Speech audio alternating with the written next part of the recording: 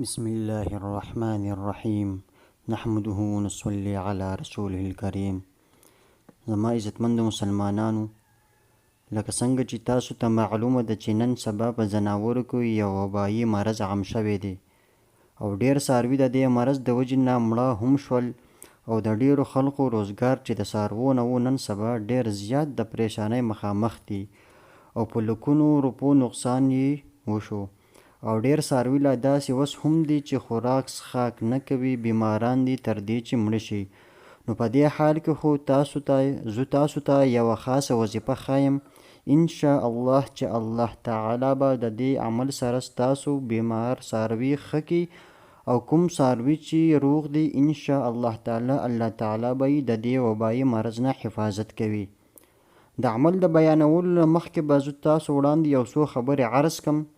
چې وبایي مرضونه کله راځي او د دې وجه څه وي. کله چې الله تعالی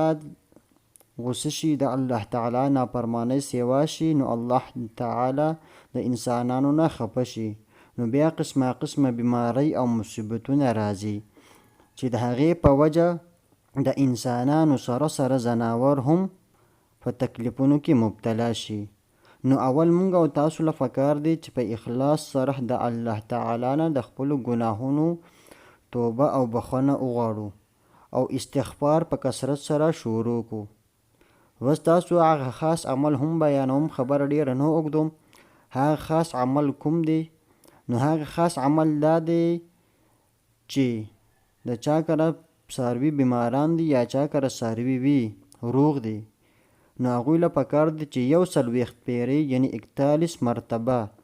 سوره تغابن کم چې د قرآن شریف په 28 یعنی په 28 سپاره کې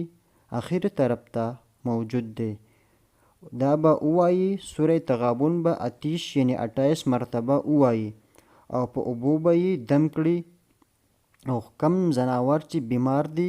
هغوی له به یې دغه دم کړي اوبه ورکړي او څه اوبه به په بوتل کې محفوظ وساتي چې کله ځناور له یا څاروو له اوبه ورکوي نو د دغې دم کړو اوبو نه به پکې لږې واچوي. ان شاء الله تعالی په دې عمل سره به چې کم څاروي ستاسو بیماران دي الله تعالی به هغه هم ښه کړي او کم چې صحتمند دي یعنی وسه پورې پې دا وبایي مرض نه دی راغلی، الله جل جلاله به د دغه صحیح ځناورو ان شاء الله د دې وبایي مرضونو نه حفاظت کوي. واخر دعوانا ان الحمد لله رب العالمین.